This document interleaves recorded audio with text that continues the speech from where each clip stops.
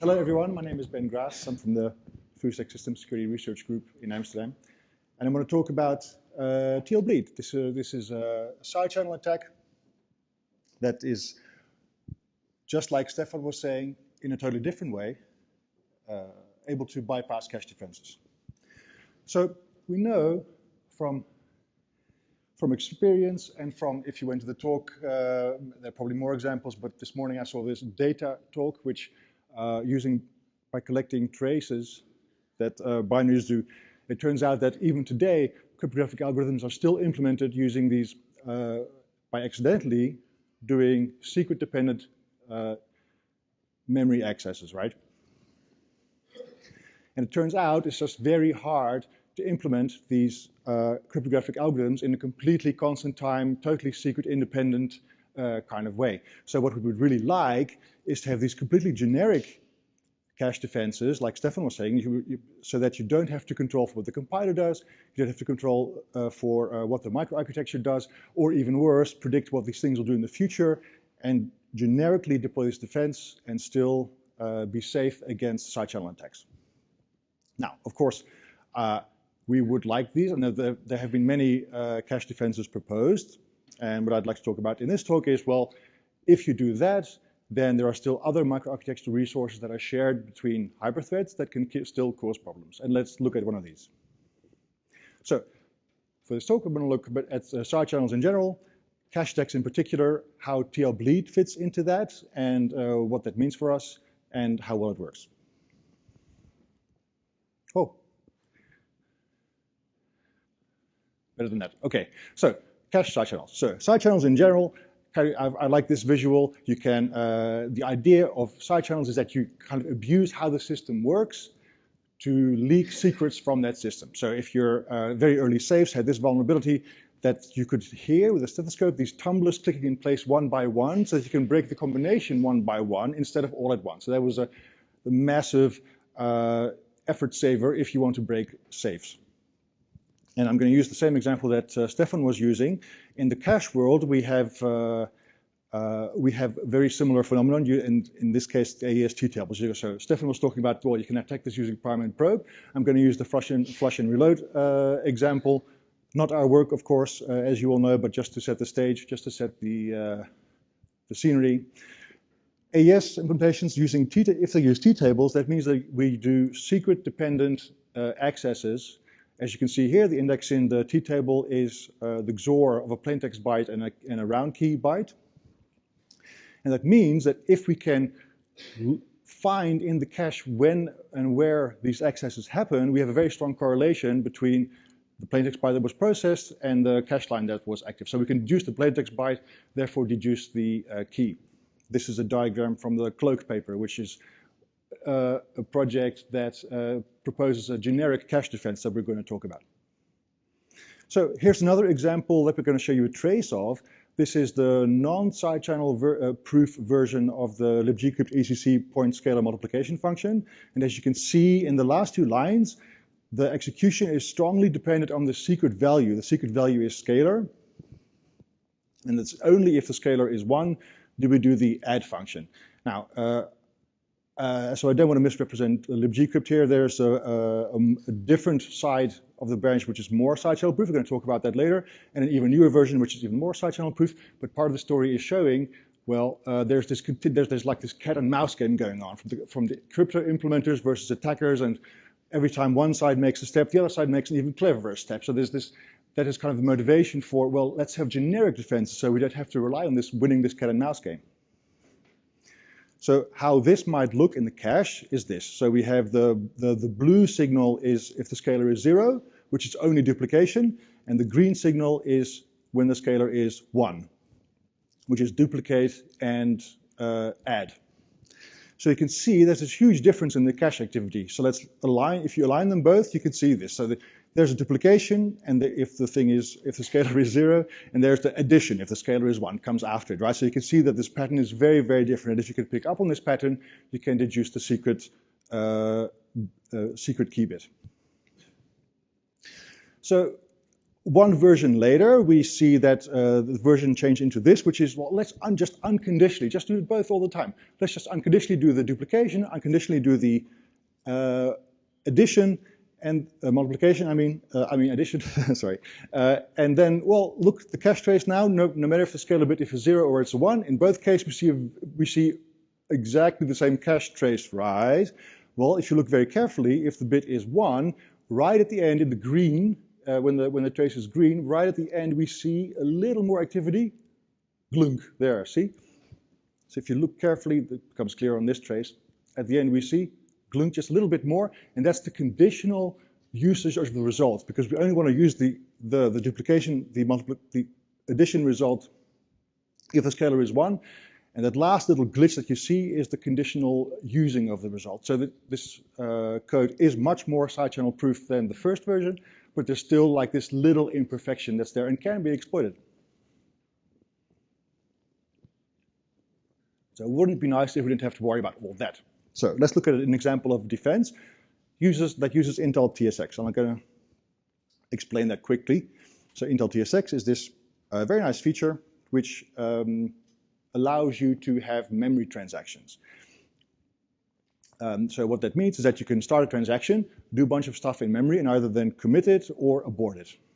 And because of how that works, the whole transaction must fit in the cache, because as soon as the data goes to RAM, there's no way to undo it anymore, of course.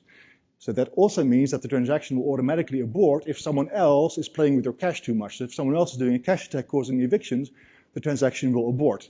Now we can exploit that property. The cloak paper exploits this property as an example of a cache defense by saying, well, if we can do a flush and reload attack on AAST tables, but then and that works, we can show that if we wrap they show that if they wrap the cryptographic operation in a TSX transaction, then flush and reload doesn't work anymore, and the signal is destroyed. So, and that's just an example. As Stefan said, there are many other examples of generic cache defenses which work like this, or have this result. So, it might be very tempting to conclude all cache attacks are solved now. So, from the remainder of this talk, I'm going to talk about the TLB and how, because it's also a shared resource between hyperthreads, we can do very similar things with the TLB in the end as it turns out. But there's some complications to it. We don't know how it works exactly. We have to figure out lots of these properties before we can mount a realistic attack, but it turns out that's possible. So let's look at how that works. So the TLB is also a shared structure. It's like this translation cache. Then, well, what do we have to find out about it? So we know from documentation, it's not documented, but not everything is documented, but what is documented is that we have there are two layers to it, level 1 and level 2. Level 1 is partitioned into instruction translations and data translations. And we have layer 2, which is much bigger and or a little bit slower, just like Stefan was saying. And that's, so that there's this hierarchy to it. But what's not documented is the structure. So maybe this TLB is not just a big pool of translations, because it could be very big. Skylake has 1536 entries. And it's kind of likely that there's some kind of structure to it, just like Stefan was saying, this thing is likely to be partitioned into sets. So let's see if that's true or not. So is this thing just one big pool, or are there partitions that are called sets? So to look at this, to analyze this, we use Intel performance counters, which tell us, do we get TLB hits, how many TLB hits, and how many TLB misses do we have? And we use these counters to measure the result of accessing a particular set of virtual pages, thereby also, of course, accessing translations in the TLB. We use them, we read those counters to measure the effects of the success of the translations when we access a bunch of pages and many times. And what we expect is that if we keep doing it over and over, if we have misses, we'll see the number of misses go up and up and up. And if we don't have any misses, then the number of misses will be almost flat. So what we try is that, well, let's just assume for now that there's this linear structure to the TLB. There are a certain number of sets, and each set has a certain size. We call that ways. So let's try all combinations of sets and ways, and for now assume that whenever I have a virtual page, if I have a page 0, then that translation will be stored into TLB set 0. If I have page 1, it'll be stored in TLB set 1. And if I have 16 sets, then page number 16 will be again stored in set number 0 in the TLB. So sort of this totally linear, pleasant, round-robin mapping. Doesn't have to be true, but turns out that it is true for L1. So what we see here is that we need at least, well, this says 4, but so what we need at least 5 entries, 5 elements to cause any evictions whatsoever. And that points to a set size of 4. And the smallest stride size, so the smallest number of sets that I get, that I need to cause any evictions is 16. So that tells us that this L1 DTLB has 16 sets and 4 ways.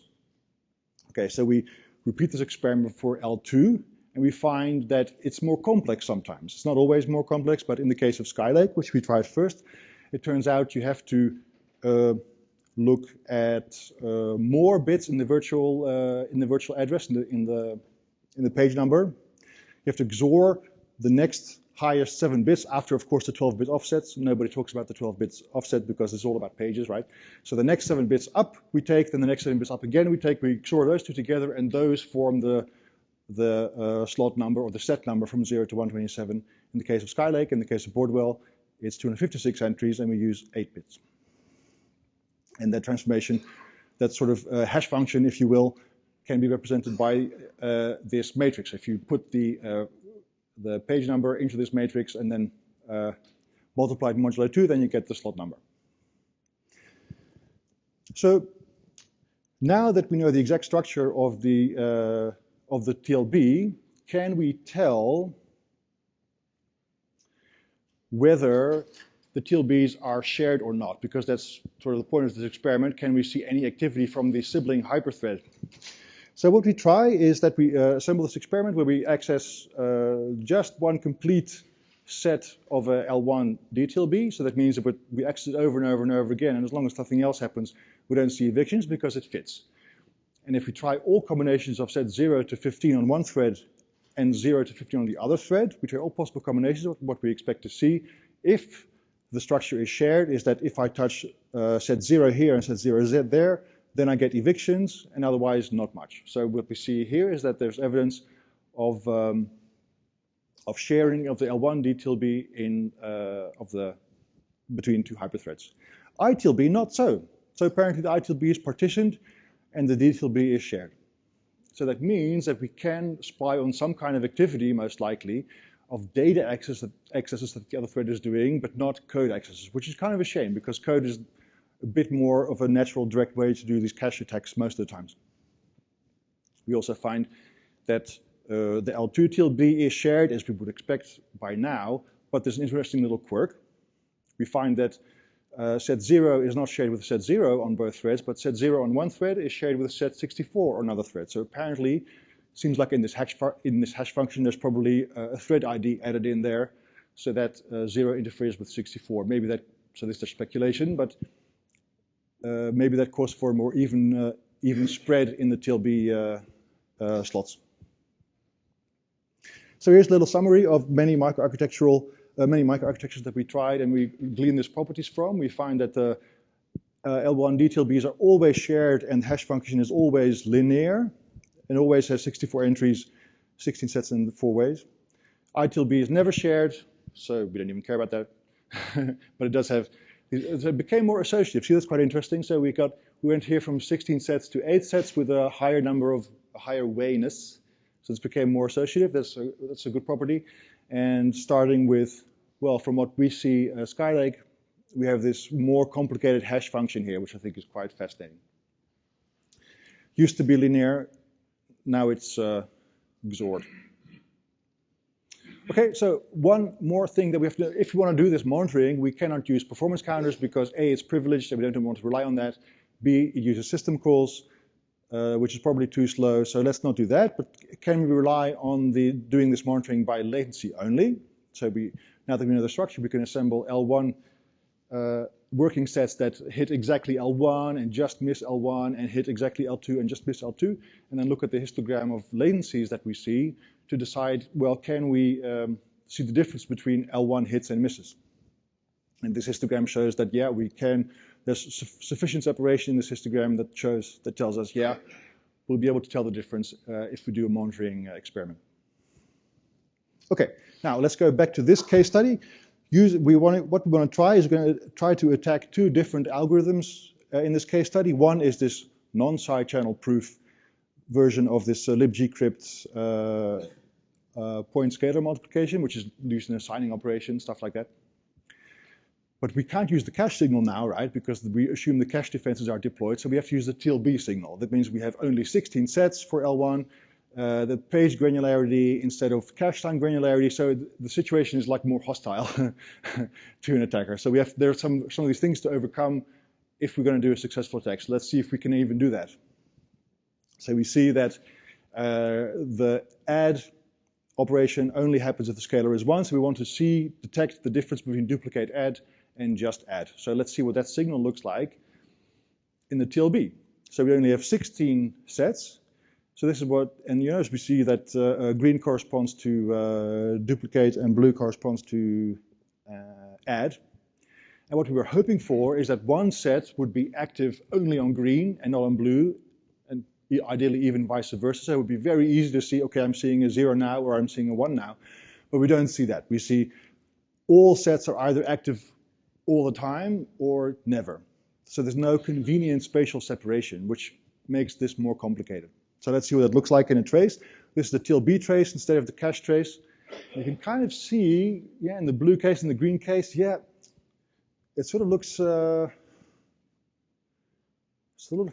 the same stuff. I'd find it quite hard to write a program to see the difference between one or the other. I can sort of see a difference, but it's not going to be straightforward. So let's see what that signal looks like. Let's monitor a single TLB set and use temporal information. So let's just hope, well, we can tell from this trace here. We can tell from this trace that there's this difference in the temporal pattern. See, in time we see here 3 dots here, 2 dots here, so we're kind of hoping that we can see the difference in time as opposed to space. So let's go from simulations to real life. So this is the real life signal, TLB signal capture used during that ECC point scalar multiplication. So here are the green and blue and blue and blue and green and blue and blue and green. These things are the secret key bits, the ground truth as it were. And this is the signal that the attacker observes. So this looks very noisy. So we apply a moving average to see if we can glean a little more information out of this. And we see that the signal does look actually quite regular, and you can kind of tell the difference with at least with your eyeballs, between blue and green. So that gives us hope. Still, I would find it quite hard to write a program that can tell the difference between blue and green looking at just at this. So we use an SVM classifier. Is James Mickens here? Oh, hi James. I'm going to need your catchphrase later. How's that? Well, one of them, can you guess which one? The one that doesn't explain how the classification works, but it actually works. No. Okay, so super fast introduction to SVM classifiers. We have two features here, X and Y. All of the green training samples are separated from the red training samples by this line. So in real life, we have a 100-dimensional space in our case because we have lots of latency measurements, and the SVM classifier tries to find a hyperplane that separates one from the other. So, but it turns out that this SVM classifier does a good job. So this is a misclassification. This is start of blue is correct, start of blue correct, start of green correct. So not only can it tell the difference between one and the other, it can also tell when does it start. And that's what we need to be able to identify repeated zeros and repeated ones. And it turns out that can work very reliably. 0, 0, 1, 0, 0, 1, 0. And in reality, that works all the way up to 256 bits. So we find this reliability. On these three microarchitectures, we do 500 trials. We see a 98% success rate on just a single capture. That doesn't always happen. So we have we do a bunch of training samples. The training time is about 4 minutes. We do a single capture that takes just a few seconds of classification times and a small amount of brute force. This is a histogram of how much brute force do we need. Most of the time, less than 32 tries, and then we can get the right secret key. And as promised, we also do, well, what was the whole point of this exercise? What if we do cache defenses? So we show, as an example, we use CAT, cache allocation technology. Stefan was saying we can partition the cache in many different ways. CAT partitions it by ways. So one process only sees one half of, let's say, 8 ways, and the other process only sees the other half of the 8 ways. And we still see that this cache attack works 96% of the time. So that works. James, the stuff is?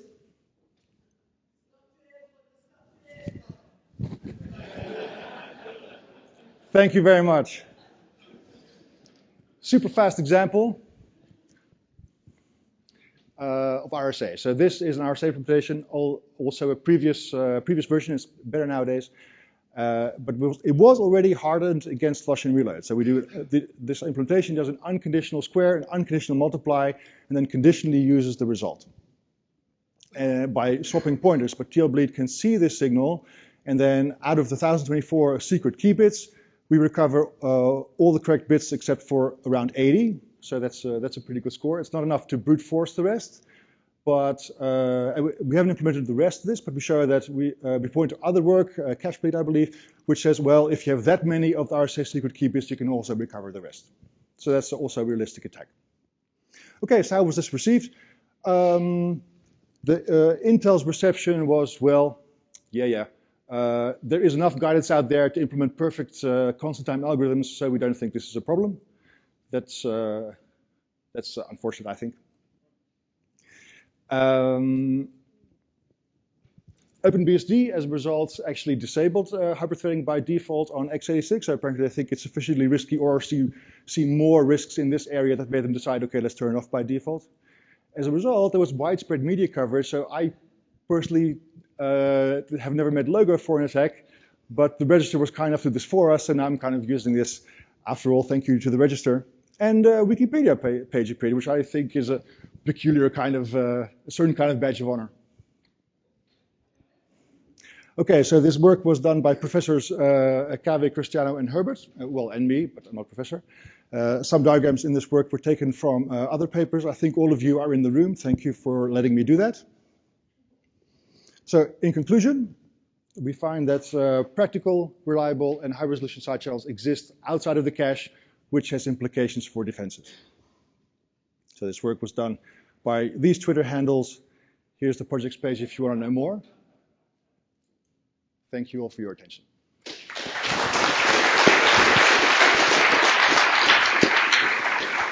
Amazing. Any questions? So let me start off. How much control do you need for your machine learning to extract the training? Because it will vary widely between individual systems and so on. Maybe you can elaborate on that a bit. Yes, because it will only be as good as the training sets that you get. Yes, for sure. So, yeah, that's a good question. So what we assume, something I forgot to say, what we assume is that we know which binary the victim is running and which microarchitecture they're running. So we didn't try experimentally, can we apply this training set to different microarchitecture? That's something we just didn't try. But I have a hunch it matters a lot. Right. So I don't know. So well, we do think that those assumptions are realistic. So if we know that what the binary is and what the microarchitecture is, we can pre-assemble this training set and then apply it to our victim. But we didn't try to transfer one to the other. Are there variations between the individual systems? There's bound to be, right? Between individual systems? Like the same architecture?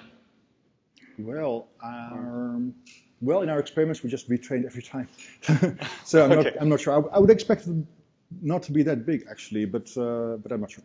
Right. Other questions? Don't be shy, folks, even if the room is full.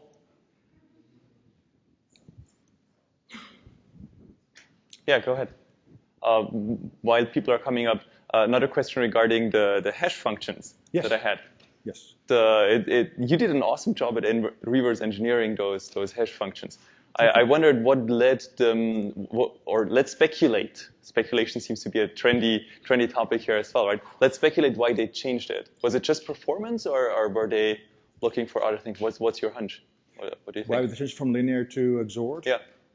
Well, it's indeed speculation. So my hunch is that this might cause more even spreading over all of the sets, so that particular sets might not be overloaded if it happens to be right. The same sets might happen to be active on two different threads, and adding the which hyperthread am I bit and involving more of the virtual address would, I think, have more of a spreading effect. But is it cost effective? Because XOR is more expensive to execute than just chopping off the bits. Yeah. Yeah. So that's a little bit, again, speculation, but I would guess there's so much parallelism in computing that function and wanting to, and other stuff that's going on. I guess it's hidden, but. Right. Nice. Lots of speculation. Yeah, Go ahead. Indeed. John Criswell, University of Rochester. Hi. Very nice talk. Thank you. One question I have is that, as far as I understand, you're detecting which TLB entry the victim is using, and you're inferring that through your side channel. If that is correct, then would the use of large pages by the victim potentially mitigate this attack? Yeah, that's a good question. I didn't try that, but I think that's... So it'll make it harder for sure. What I think you'll see then is that all of those signals in the different TLB sets, they will probably all be added up, and it'll be much noisier as a result. So on the one hand, I think the signal will be in there somewhere, and it'll probably be possible to get at it, but it'll also be much harder, maybe less reliable. Okay, thank you. Thank you. Let's thank Ben again.